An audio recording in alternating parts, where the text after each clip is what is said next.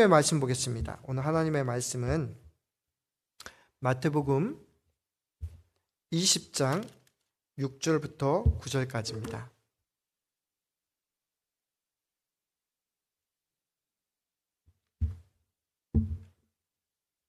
마태복음 20장 6절부터 9절까지 제가 읽어드리겠습니다.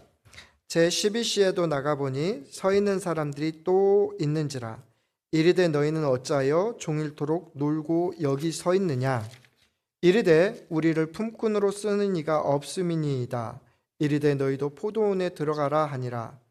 저물매 포도원 주인이 청지기에게 이르되 품꾼들을 불러 나중 온 자로부터 시작하여 먼저 온 자까지 삭슬 주라 하니 제12시에 온 자들이 와서 한 데나리온을 받거늘. 아멘.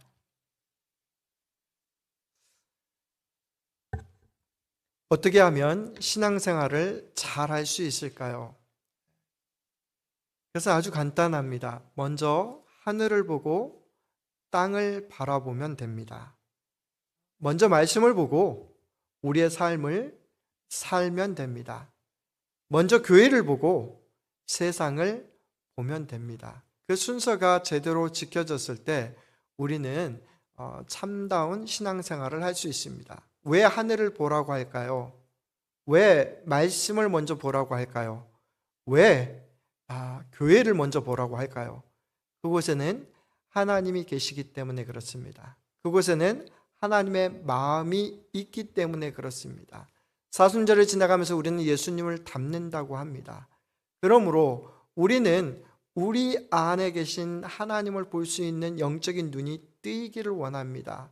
그리고 말씀을 통해서, 교회를 통해서 하나님이 무엇을 이루기를 원하시는지 그것을 깨닫는 저와 여러분들이 되기를 간절히 소원합니다. 주님은 과연 우리를 통해서 무엇을 이루기를 원하실까요? 바로 하나님의 나라입니다. 그게 천국입니다. 오늘도 예수님은 천국이 어떤 곳인가를 이렇게 비유를 통해서 말씀해 주십니다. 예수님은 참 많은 비유를 얘기하고 계십니다. 우리가 비유를 읽을 때마다 두 가지를 이렇게 유념해야 됩니다. 첫째는 뭐냐면 비유는 듣는 사람이 알아듣기 쉽게 하기 위해서 굉장히 부풀려져 있다, 과장하고 있다라는 것입니다. 예를 들면 이런 것입니다. 예수님께서 남을 비판하지 말라라고 하면서 주신 말씀이 있습니다. 형제의 눈에 있는 티는 보고 내 눈에 있는 들보는 보지 못하느냐, 그런 얘기를 하십니다. 여러분, 티는 아주 간단하고 눈 속에 들어갈 수 있는 겁니다. 근데 들보는 뭘 얘기합니까? 이 건물을 받치는 큰 기둥입니다. 어떻게 큰 기둥이 우리 눈에 들어가겠습니까? 이거는 과장법입니다. 무엇입니까? 남의 눈에 있는 흠보다 내가 가지고 있는 흠이나 티가 그렇게 크다라고 하는 것을 과장해서 이렇게 주는 것이 비유의 큰 특징입니다. 비유의 두 번째 특징이 있는데 그건 뭐냐면요, 말씀을 하시다가 중간에 끊어집니다. 예상치 못하게 그 뒤가 궁금한데 끊어지는 거예요. 가장 큰 예를 하나 들어보자면 이런 겁니다. 예수님께서 선한 사마리아인의 비유를 이렇게 드셨어요. 그래서 길 가다 강도 만난 사람을 선한 사마리아인이 고쳐줬는데 저는 그 뒤가 되게 궁금합니다.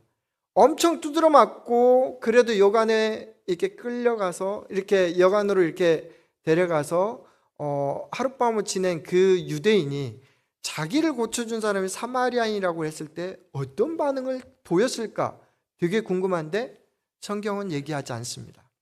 왜냐하면 예수님께서 말씀하신 이 비유의 가장 큰 핵심은 뭐냐면 이 일을 행한 선한 사마리아인의 자비로움을 본받기 위해서 이 비유를 얘기하신 것이지 우리에게 그 다음이 어떻게 될 것이다, 그런 것을 얘기하기 위해서 비유를 말씀하신 것이 아니다라는 것입니다. 그러므로 우리는 항상 비유에 있어서 주변적인 것보다 가장 중심적인 것들에 관심을 가지고 있어야 됩니다. 자, 오늘 본문 한번 펼쳐보셨으면 좋겠습니다. 성경을 가지고 계신 분들은 전부 다 마태복음 20장을 펴시기 바랍니다. 20장 전체 본문은 1절부터 16절까지입니다. 마태복음 20장 1절부터 16절까지인데 제가 중간 부분만 읽었습니다. 의도적으로 읽은 겁니다. 그 얘기는 나중에 하기로 하고요. 오늘 이런 말씀을 하십니다. 여러분이 가지고 있는 성경 중에 좋은 성경은 위에 제목이 붙습니다. 제 성경은 뭐라고 붙냐면 포도원의 품꾼들이라는 비유가 붙습니다. 그래서 옛날부터 이 비유를 읽었던 사람들은 이거 포도원 품꾼의 비유다 그렇게 생각하는 사람들이 많습니다. 그러나 실상은 이 비유는 자비롭고 긍휼이 많은 포도원 주인의 비유다라고 하는 게 맞습니다. 여러 성경학자들이 요새는 이거를 바꿔가지고 포도원 품꾼의 포커스를 맞추는 것이 아니라 포도원 주인의 포커스를 맞추고 있다라는 것입니다. 자, 1절 한번 읽어보겠습니다. 천국은 마치 품꾼을 얻어 포도원에 들여보내려고 이른 아침에 나간 집주인과 같으니. 1절에서 우리가 착각하지 않았으면 좋겠습니다. 천국은 포도원이 아닙니다.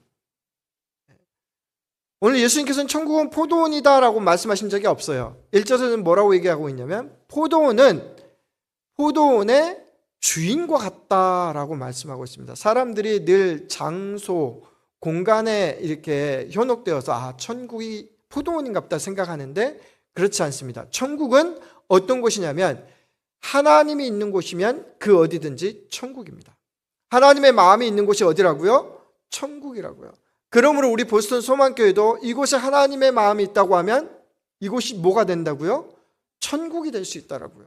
그래서 교회를 먼저 보고 세상을 보라고 했던 이유 중에 한 가지가 뭐냐면 이 안에 있는 천국을 보고 세상에 나가서 천국을 만들라는 사명을 우리에게 주셨다라는 것을 깨닫게 하기 위해서 이렇게 말씀하고 있다라는 사실을 여러분 깨달았으면 좋겠습니다. 자, 오늘 예수님께서 이 비유를 통해서 우리에게 하고자 하는 얘기는 뭐냐면 포도원 품꾼들을 통해서 우리를 발견하려는 것이 아니라 포도원 주인을 통해서 좀 뭔가 깨달아라 라는 얘기입니다. 그러면 오늘 이 본문에 들어가면서 몇 가지 배경적인 지식에 대해서 한번 얘기하도록 하겠습니다. 예수님 당시에 공장은 없었습니다. 예수님 당시에 은행, 그 다음에 오늘날처럼 투자한다 그런 것은 하지 않았습니다. 예수님 당시에 주로 사람들이 하는 일은 세 가지였습니다. 첫째는 뭐냐면요, 베드로처럼 갈릴리 바닷가에 나가서 고기를 잡거나 아니면 제일 성경에 많이 나오는 비유 중에 한 가지가 뭡니까? 양떼를, 염소떼를 밖으로 나가서 하는 그런 목축업이 가장 주업이었습니다. 그리고 여기 오늘 본문에 나온 것처럼 큰 과일 농사를 지었는데 대표적인 세 가지 과일이 있는데 첫 번째가 뭐냐면 감람나무, 올리브나무입니다. 그리고 두 번째 무화과나무, 그리고 세 번째 포도농사입니다. 자, 여러분, 포도농사는 굉장히 중요했습니다. 여러분 이스라엘 오늘날도 가서 보면 아시겠지만 석회암 물질이 많습니다. 그러니까 물이 탁해요. 그러니까 이스라엘 사람들은 옛날부터 포도주를 물하고 섞어가지고 희석시켜서 그것을 먹었습니다. 그리고 여러분 여기에 포도원을 가지고 있다라고 하는 것을 우리가 어떻게 생각해야 되냐면 한 동네에 포도원을 가지고 있다는 생각은 뭐냐면 내가 우리 뒷마당에 있다 포도나무를 따먹기 위해서 포도나무를 기르는 그런 것이 아닙니다. 아주 거대한 큰 농장을 이렇게 짓고 있는 것입니다. 자, 포도원 주인은 당연히 대지주입니다. 보통은 마을에 살지 않고 성내에 가서 삽니다. 그런데 오늘 주인은 오늘 현장에 나와 있다라는 것을 여러분 보셨으면 좋겠습니다. 그리고 대부분의 일은 누구를 시키냐면 관리인을 둡니다. 성경에는 관리인을 주로 청직이라고 얘기하죠. 그래서 이런 일들이 있으면 네가 알아서 해. 그리고 종업원들 뽑아가지고 품꾼들 뽑아가지고 삭도 네가 알아서 줘. 그렇게 하는 것이 그 당시에 농경사였습니다. 그리고 포도원이 있는 그 지역에서 우리가 한 가지 또 생각해 봐야 될 건 뭐냐면 그 동네 포도원은 엄청나기 때문에 그 동네 사는 사람들이 전부 다 어디 있다가 포도원에 일을 하면서 하루 품삯을 받고 먹을 것을 하루 먹을 것을 이렇게 산다라는 것입니다. 무슨 얘기냐면 하루 벌어 하루 산다라는 거예요. 하루 벌어서 하루 먹을 것이 어디로부터 나온다는 거예요? 포도원으로부터 나온다라는, 이것을 여러분 염두에 두고 오늘 본문을 보았으면 좋겠습니다. 자, 포도 농사는 겨울에 잘 될까요? 비가 올 때 잘 될까요? 아주 뜨거운 태양볕에 잘 될까요? 뜨거운 태양볕에 잘 되겠죠. 자, 거의 포도원을 수확할 때가 됐습니다. 그래서 포도원 주인이 아침 일찍이 일어나가지고 그 포도원 수확에 도울 사람들을 뽑으러 갑니다. 오늘 수확을 위해서 한 4명 정도가 필요하겠다. 그래서 그 당시에 인력시장으로 갑니다. 그 당시에 인력시장은 어디 있냐면 오늘 성경에 있는 것처럼 장터입니다. 여러분 이스라엘에 주로 가다 보면 큰 광장 같은, 성문 앞에 광장 같은 데가 있는데 거기를 이제 장터, 원래 헬라어로는 아고라라고 이렇게 얘기합니다. 아마 들어보셨을 거예요. 거기 가서 사람들이 쭉 있는데 그 중에 필요한 사람들, 제일 힘이 좋겠다, 일을 잘할 것 같다, 그런 사람을 새벽 6시에 뽑아갑니다. 이스라엘의 인력시장은 새벽 6시부터 일을 해서 저녁 6시까지 일을 합니다. 그 다음에 성경에 오늘 자꾸 헷갈리는 게 있는데 제11시, 9시, 6시 이렇게 얘기를 하는데요. 성경에 나오는 그 시간과 우리가 보는 시간과는 시차가 6시간이 있습니다. 그러니까 여러분 성경에 나온 시간에다가 몇 시간을, 6시간을 더하면 우리 현재 시간이 되는 겁니다. 그래서 제6시 그리고 제9시 그렇게 했다라고, 제6시는 몇 시가 되냐면 12시, 9시는 9에다 6시를 더하니까 15시간이잖아요. 그러니까 오후 3시가 되는 겁니다. 자, 어찌됐든 자우디간 그날도 자기 자식과 아내와 하루 먹을 빵을 구하기 위해서 인력시장에 사람들이 쭉 서 있습니다. 그리고 뽑혀지기를 원합니다. 새벽 6시에 포도원 주인이 나갑니다. 그리고 뽑았어요. 그리고 계약을 합니다. 오늘 하루 종일 열심히 일을 해주면 노동자 하루 품삯인 한 데나리온의 삭스를 주겠다. 그리고 그 사람들이 들어갔습니다. 일은 시작했습니다. 해가 조금 떠올랐습니다. 9시 정도에 주인이 또 장터에 나갑니다. 그러니까 거기 여전히 사람들이 있는 거예요. 그래서 주인이 왜 너희들은 놀고 있느냐, 오늘 말씀 보니까 놀고 있는 사람들, 그 사람들은 놀고 있는 게 아니에요. 뽑아준 사람이 없어서 일자리를 찾기 위해서 거기서 기다리고 있는 거예요. 그래서 그 사람들에게도 뭐라고 얘기하냐면 내 포도원에 들어가라, 내가 너에게 상당하게 주리라. 상당하게 주리라 라는 말 속에는 뭐냐면 너희가 일한 만큼에 합당하게 주겠다, 그런 얘기입니다. 너희가 일한 만큼 공정하게 주겠다, 그런 얘기입니다. 자, 그러니까 그들이 이렇게 들어갑니다. 근데 성경에 보니까 제6시와 9시에도 똑같이 그랬다고 얘기를 하고 있습니다. 그러니까 낮 12시에 해가 중천에 서 있는데 주인이 또 나간 거예요. 가가지고 일꾼들을 찾습니다. 그리고 그들도 너에게 합당한 몫을 줄 테니까 내 포도원에 가서 일해라. 오후 3시에도 마찬가지로 그렇게 얘기를 합니다. 자, 그리고 오늘 우리가 읽은 오후 5시가 되었습니다.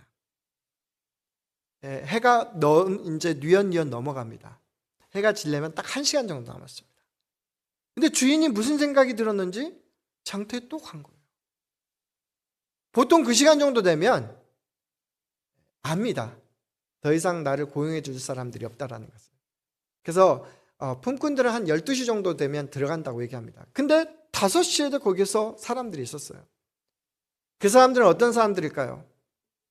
차마 집에서 손가락을 빨고 있는 아이들이 생각나서 집에 못 들어가는 거예요. 차마 내가 오늘 하루 빈손으로 집에 들어가기가 어려운 거예요. 그래서 해가 떨어지면 가려고 이렇게 하는 거예요. 그때 주인이 물어봅니다. 뭐라고 물어봅니까? 너희는 어찌하여 종일토록 놀고 여기 서 있느냐? 그 사람들이 주인에게 이렇게 얘기합니다. 그 사람들은 주인이 왔으니까 자기를 불러줄 기대 같은 거는 전혀 하지 않습니다. 그냥 뭐라고 얘기하냐면 우리를 품꾼으로 쓰는 이가 없습니다. 다른 말로 얘기하면 이런 겁니다. 우리도 일할 수 있는데, 우리도 먹여 살려야 할 아내와 처자식들이 있는데 하루 종일 기다려도 우리를 써주지 않습니다. 아주 체념 어린 모습이죠. 여러분 이런 감정 한번 경험해 보신 적이 있으신가요? 미국에 오니까 학생으로서 할 수 있는 일들이 그렇게 많지 않더라고요.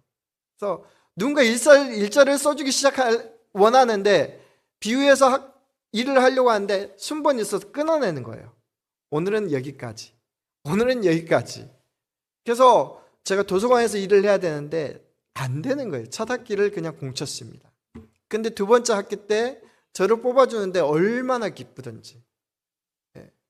외국인인데 영어도 잘 못하는데 저를 뽑아주는 거예요. 아마 미국에 처음 오신 여러분들은 이런 경험 하신 적이 많이 있으실 겁니다. 내가 뭐라고 전혀 아무런 준비도 되어 있지 않는데 다른 사람 다 뽑혀나가는데 나는 안 뽑혀 있다가 아주 며칠이 지나고 몇 날이 지나고 그제서야 직장을 얻었을 때 그 기쁨을 여러분 기억하실 겁니다. 특별히 가정을 가지고 있는 분이라고 하면 더더욱 이게 마음에 깊이 남을 것입니다. 근데 주인의 뜻밖의 말이 떨어지는 거예요. 너도 포도원에 들어가라. 근데 이번에는 너에게 합당한 몫을 주겠다? 한 데나리온을 주겠다? 그런 얘기 전혀 없습니다. 그냥 가서 일해. 그렇게 얘기합니다. 그리고 1시간이 지났습니다. 이제 해가 떨어졌기 때문에 품삯을 받아야 될 때입니다. 느닷없이 지금까지는 가만히 있고 아무 데서나 나타나지 않았던 조용히 있었던 청지기를 부릅니다. 주인이 청지기한테 뭐라고 하냐면 이제 품삯을 줘야 돼. 맨 나중에 있던 사람들부터 품삯을 한 데나리온씩 줘. 그렇게 얘기합니다. 오후 5시에 온 사람들이 제일 먼저 받습니다. 그 사람들에게 한 데나리온을 돈을 줍니다. 깜짝 놀랍니다. 감격에 겨워서 집으로 돌아갑니다. 오후 3시에 온 사람도 한 데나리온을 줍니다. 너무 고마워서 고개를 숙이면서 집으로 돌아갑니다. 이것을 곰곰이 지켜보고 있던 맨 먼저 왔던 새벽 6시에 왔던 사람이 생각합니다. 1시간 일하고도 한 데나리온 받네? 아니, 오후 3시에 왔는데도 한 데나리온 받네? 그럼 나는 오늘 하루 종일 그 사람 1시간, 3시간? 근데 나는 아침 6시부터 저녁 6시까지 12시간을 일했으니까 못해도 12데나리온 아니면 최소한 갑절은 주겠다 생각을 한 겁니다. 그런데 그들이 돈을 받는데 이럴 수가 있습니까? 한 데나리온을 주는 거예요. 그러니까 얼굴이 물그락물그락 이렇게 한 거예요. 이야! 그러면서 그들이 주인한테 따집니다. 뭐라고 따지냐면 나중은 이 사람들은 1시간밖에 일하지 아니하였거늘 그들은 종일 수고하며 더위를 견딘 우리와 같게 하였나이다. 굉장히 좀 말을 좀 속 시원하게 했으면 좋겠어요. 성경은 굉장히 친절하고 따뜻한 언어라 이렇게 직설적으로 표현하지 못합니다. 저는 이렇게 해석을 했습니다. 어떻게 했냐면 주인님 처사는 공정하지 못해요. 나 하루 12시간 일했는데 쟤들 한 데나리온 줬으면 나는 12데나리온 받아야 되는 게 맞습니다. 주인님 잘못하셨어요. 제 목 더 주세요. 그렇게 얘기하는 것과 마찬가지입니다. 그때 주인이 이런 얘기를 합니다. 친구여, 내가 네게 잘못한 것이 없다. 내가 너하고 한 데나리온의 약속을 하지 않았느냐? 네 것이나 가지고 와라. 내 것을 가지고 너와 다른 사람에게 행한 내 마음대로 행한 것이 뭐가 잘못이란 말이냐? 그리고 이야기가 갑자기 끝나버려요. 비유를 들을 때 궁금하다고 그랬잖아요. 그 다음 날도 분명히 포도원에 일이 있었을 텐데 이 새벽 6시부터 나왔던 사람들이 그 다음 날 나왔을까 되게 궁금해요. 나왔을까요? 저라면 속이 터져서 안 나갔을 것 같아요. 자, 여기서 오늘 비유를 다시 한번 좀 살펴보도록 하겠습니다. 예수님은 이 비유를 얘기하면서 우리들의 마음이 꼭 새벽 6시에 뽑아진 사람들처럼 마음이 불편하라고 이 비유를 들려주셨을 거라고 그런 생각 안 씁니다. 그렇죠? 예수님이 이 비유를 들려주시면서 최소한 뭔가 중요한 교훈을 놓치고 있기 때문에 이 비유를 읽으면서 불공평하다, 주인은 정의롭지 못하다 그런 생각이 들게 하기 위해서 이 비유를 들려줬다라고 저는 생각하지 않습니다. 근데 세상 사람들은 참 공정, 정의 공평이라는 그런 단어에 굉장히 민감합니다. 근데 예수님은 이런 불공평을 논하자고 한 게 아닙니다. 예수님은 다른 말로 얘기를 해서 모든 사람들은 다 평등한 거야, 그러니 똑같이 한 데나리씩 주자라고 하는 그런 공산주의를 얘기한 것도 아닙니다. 예수님께서 이 비유를 통해서 보여주고자 하는 것은 딱 한 가지입니다. 1절에 나와 있는 것처럼 천국은 무엇과 같다고요? 포도원 주인과 같다라고. 예수님께서 우리에게 들려주고자 하는 딱 한 가지가 있다라고 하면, 너희는 이 비유를 통해서 제발 포도원 주인의 마음을 좀 읽어봐. 그 마음을 좀 가져봐. 그것을 우리에게 가르쳐주고 있는 것입니다.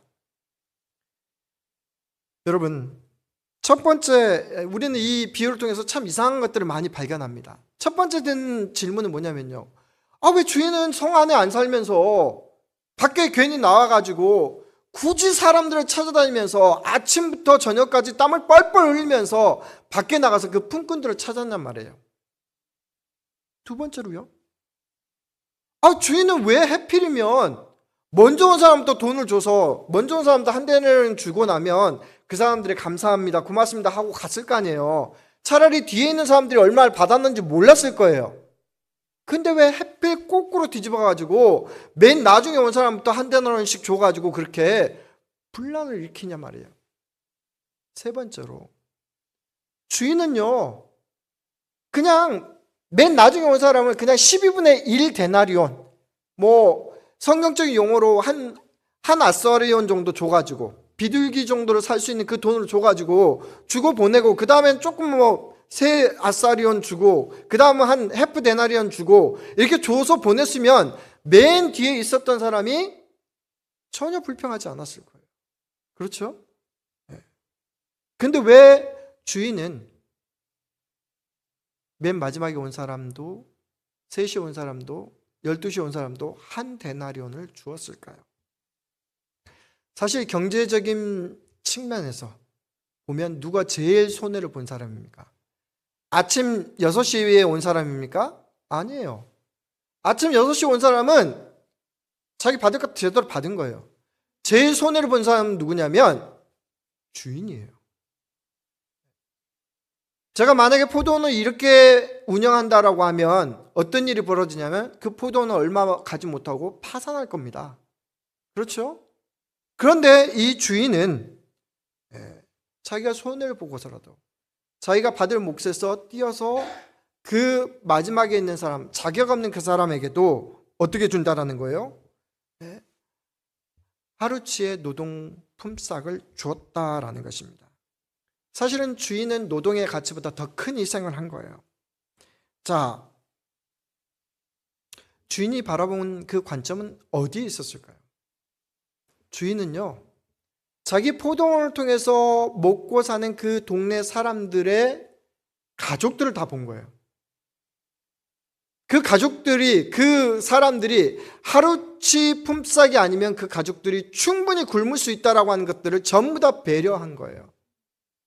그래서 그 주인의 마음속에는 그들을 긍휼히 여기면서 그들이 자격이 없고 그들이 조건이 안 되고 그들이 여건이 안 됨에도 불구하고 자기 것을 털어서 그들을 도와준 겁니다.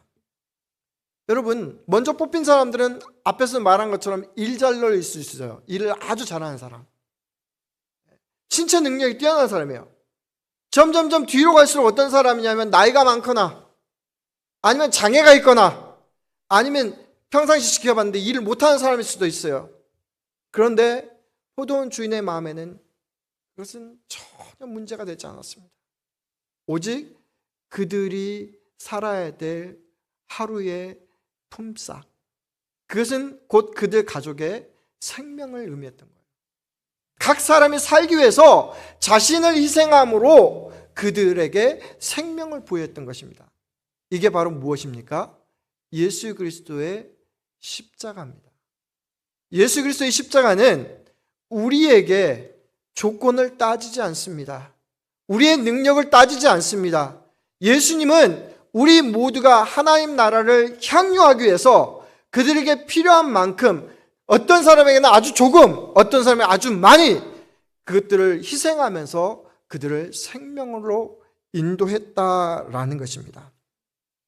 그런데 우리는 오늘 비유를 통해서 가만히 보면 새벽 6시에 부름받았다라고 하는 그런 영적인 교만함이 늘 항상 보입니다. 언제 보이냐면요, 아까도 말씀드렸잖아요. 신앙생활은 우선순위가 중요하다고요. 하늘을 보고 땅을 봐야 되는데, 그리고 말씀을 보고 사람을 봐야 되는데, 우리가 사람을 먼저 보고 비교하기 시작하는 순간, 남을 보고 평가하는 순간 우리 속에 주신 하나님의 십자가의 은혜가 싹 사그라집니다. 그 다음부터 나타나는 건 뭐냐면 나의 공로가 드러납니다.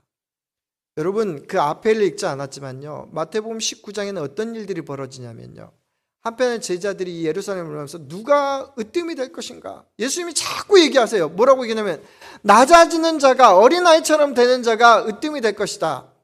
그런데 맨 나중에 어떤 얘기가 나오냐면 베드로가 예수님 앞에서 그렇게 얘기를 하는 거예요.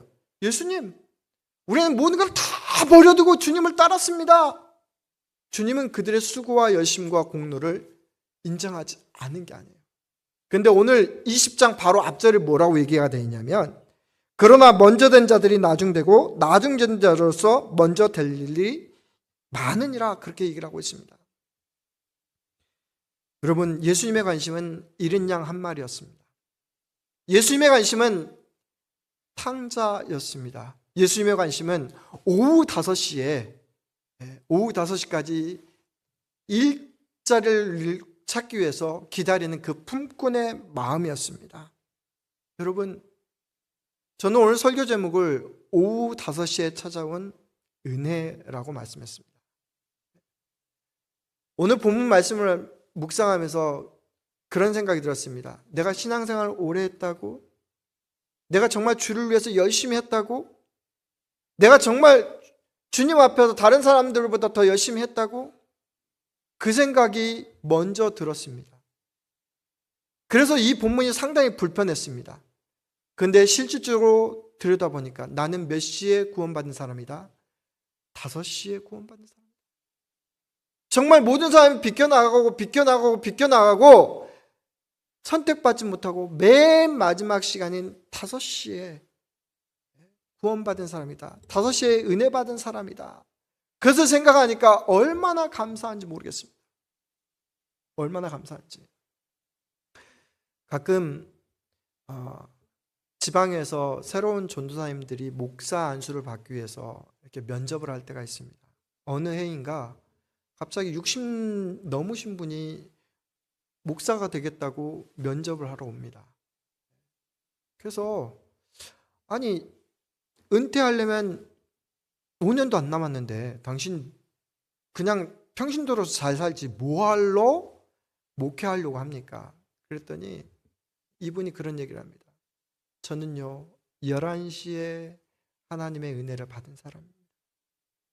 하나님께서 나를 사랑하셔서 십자가의 구원을 주셨고 그 십자가 사랑 때문에 나는 주님을 위해서 모든 것을 다 바치고 싶습니다. 한 시간이라도 나는 주를 위해서 헌신하고 싶습니다. 그분 어떻게 됐을까요? 합격시켰죠. 그리고 몇 년 안 됐지만 그렇게 열심히 일을 하더라고요. 일찍이 목사 안수 받은 저보다 더 열심히 일을 하더라고요. 저는 믿습니다. 우리 제자들도 맨 앞줄에 있었을 거라고 생각을 해요. 바리새인들도 구원의 그 앞줄에 있었을 거라고 생각해요. 저는 우리 보스턴 소망교회 성도님들이 구원을 치면 제일 앞에 있을 거라고 저는 확신합니다. 근데 오늘 말씀 보니까 먼저 된 자가 나중되고 나중된 자가 먼저 된다라고 얘기합니다. 오후 5시에 일하러 들어간 사람이 제일 먼저 집에 갔습니다. 잃어버린 양 한 마리가 제일 먼저 집으로 돌아왔습니다. 돌아온 탕자가 주님 품에 안겼습니다. 그리고 예수님 십자가 옆에 있었던 강도가 가장 먼저 주님과 함께 주님 나라에 갔습니다. 사랑하는 성도 여러분, 절대 잊지 말았으면 좋겠습니다.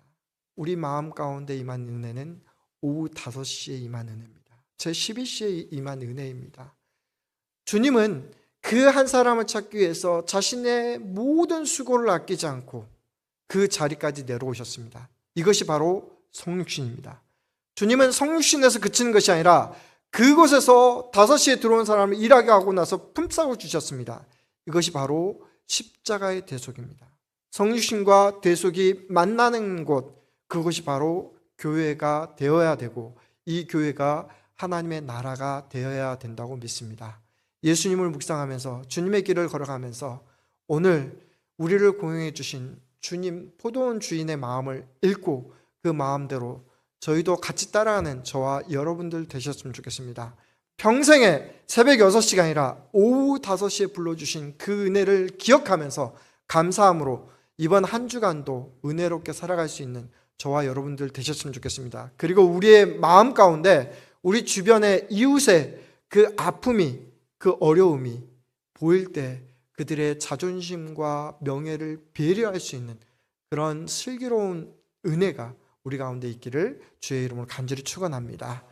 우리 다 같이 기도하도록 하겠습니다. 하나님, 내가 세상을 생각하면서 공평과 정의롭고 또 부당하게 취급받은 것에 대해서 너무 민감했습니다. 그러나 저는 오후 5시에 은혜 받은 사람입니다. 구원받은 사람입니다. 나를 이만큼 불러써 주신 하나님, 내가 정말 충성되게 봉사하고 다른 사람들을 향한 나의 시선과 마음이 포도원 주인의 마음처럼 나도 달려가서 내 것을 나누고 함께 살겠습니다. 그렇게 고백할 수 있는 저와 여러분들이 되기를 원합니다. 다 같이 기도하도록 하겠습니다.